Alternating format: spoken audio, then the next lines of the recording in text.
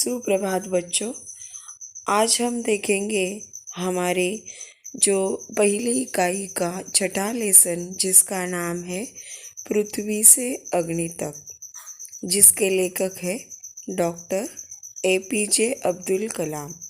तो देखो, इनका जन्म 15 अक्टूबर 1931 में रामेश्वरम, जो तमिलनाडु में है, वहाँ पे हुआ है। इनका परिचय अलग से देने की कोई ज़रूरत नहीं है, क्योंकि जो डॉक्टर अब्दुल कलाम जी ने राष्ट्रपति पद को भी विभूषित किया था, अनमोल उन्होंने योगदान दिया था और उसके लिए उनको भारत रत्न पुरस्कार से सम्मानित किया गया था। तो देखो, ये जो प्रस्तुत पाठ है, ये जो अग्नि के प्रक्षेपण में आने वाली कठिनाइयों को और जो वैज्ञानिकों के अथक परिश्रम को बताया है। तो देखो, इस पाठ से हमें यही सीखना है कि हमें कभी भी हार नहीं माननी है। तो देखो, यहाँ पे स्वयं अध्ययन दिया है, किसी महान विभूति का जीवन क्रम वर्षानुसार बनाकर लाओ और पढ़ो। तो हमें क्या करना है, किसी एक महान विभूति जो है उनका जीवन क्रम, मतलब जैसे उनका जन्म, शालेय शिक्षा, अगर उनका उदाहरण लेंगे तो देखो, डॉक्टर बाबा साहेब अम्बेडकर, महात्मा ज्योतिराव फुले, तो इन जैसे जो महान विभूति हुए हैं, तो उनका हमें जीवन क्रम बनाना है। और मतलब उनके जन्म से लेके उनके शालेय शिक्षा और किस तरह से उन्होंने योगदान दिया, तो इस तरह से आपको ये करना है। ओके, तो चलो अभी हम चलते हैं पाठ की तरफ। देखो बच्चों, बालासोर में अंतरिम परीक्षण का काम पूरा होने में अब भी कम से कम 1 साल की देर थी। हमने पृथ्वी के प्रक्षेपण के लिए श्री हरिकोटा अंतरिक्ष केंद्र में विशेष सुविधाएं स्थापित की। इनमें से एक लॉन्च पैड, ब्लॉक हाउस, नियंत्रण उपकरण तथा चलित दूरमिति केंद्र शामिल थे। पृथ्वी उपग्रह को 25 फरवरी 1928 को सुबह 11:23 पर छोड़ा गया। यह देश के रॉकेट विज्ञान के इतिहास में एक युगांतकारी घटना थी। निर्देशित मिसाइलों के क्षेत्र में एक आत्मनिर्भर देश के रूप में उद्भव ने संसार के सभी विकसित देशों को विचलित कर दिया। सामर्थ्यशील नागरिक, अंतरिक्ष उद्योग और व्यवहार्य मिसाइल आधारित सुरक्षा प्रणालियों ने भारत को चुनिंदा राष्ट्रों के समूह में पहुंचा दिया था। तो देखो बच्चों, जो बालासोर में जो अंतरिम परीक्षण, मतलब वो आखिर का जो परीक्षण सिर्फ रह गया था, उसका काम पूरा होने में कम से कम 1 साल की और देरी थी।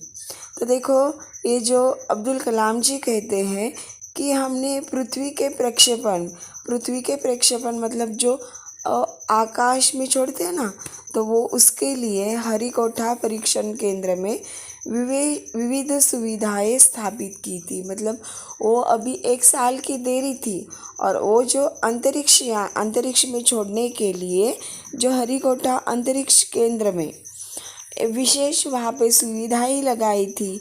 और उनमें क्या क्या थे, तो देखो, उनमें एक लॉन्च पैड, उसके बाद एक ब्लॉक हाउस और एक नियंत्रण उपकरण, मतलब इन सब में कंट्रोल करने के लिए उपकरण तथा चलित मिति केंद्र शामिल थे, मतलब बात करने के लिए। तो इन जैसे ये केंद्र शामिल थे। तो देखो, पृथ्वी एक उपग्रह है, ओके, जो ये उपग्रह को 25 फरवरी 1988 को सुबह 11:23 पर अंतरिक्ष में छोड़ा गया। यह देश के रॉकेट विज्ञान में, मतलब ये अब तक इस तरह से नहीं हुआ, और ये रॉकेट विज्ञान में के इतिहास में एक युगांतकारी घटना थी। मतलब एक परिवर्तन लाने वाली यह एक घटना थी। और जो निर्देशित का अर्थ है जो तय किया गए मिसाइल जो है उनके क्षेत्र में एक आत्मनिर्भर मतलब जो खुद पे ही डिपेंड रहता है, ऐसे देश के रूप में जो उद्भव ने संसार को, मतलब सभी जो दुनिया में इस संसार में सभी जो विकसित देश का अर्थ है, जैसे उदाहरण दिया जाए तो अमेरिका है, तो इनको विचलित कर दिया, उनको हिला दिया। तो देखो, ये सामर्थ्यशील नागरिक, अंतरिक्ष उद्योग और व्यवहार्य मिसाइल सुरक्षा प्रणालियों ने भारत को चुनिंदा राष्ट्रों के समूह में पहुंचा दिया। तो ये जो पृथ्वी है, ये उपग्रह आसमान में पहुंचा दिया। और ये जो सामर्थ्यशील नागरिक जो है और जो अंतरिक्ष उद्योग और व्यवहार्य मिसाइल आधारित प्रणालियों ने भारत को क्या कर दिया, एक चुनिंदा राष्ट्र जो है, मतलब गिने चुने राष्ट्रों के समूह में पहुंचा दिया।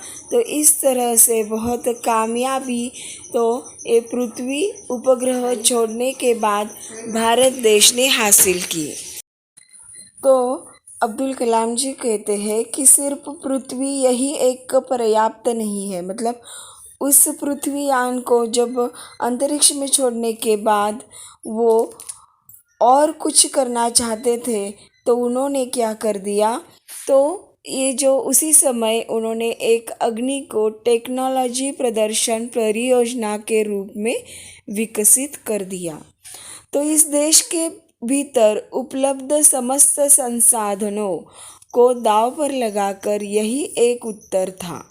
तो देखो इसके बाद जो अग्नि टीम है, उन्होंने जो अग्नि जो जिस तरह से उन्होंने पृथ्वी एक उपग्रह बनाया था, उसी तरह अग्नि उपग्रह बनाने के लिए उनके पास जो टीम थी, तो उसमें 100 से अधिक वैज्ञानिक थे। और देखो, इन विशाल प्रक्षेपणों में अनेक संगठनों का नेटवर्क बनाया गया था। तो देखो बच्चों, ये पार्ट थोड़ा डिफ़िकल्ट है पढ़ने के लिए, समझने के लिए। तो बस आप क्या कीजिए, इसके बाद मैं आपको शब्दार्थ देती हूँ।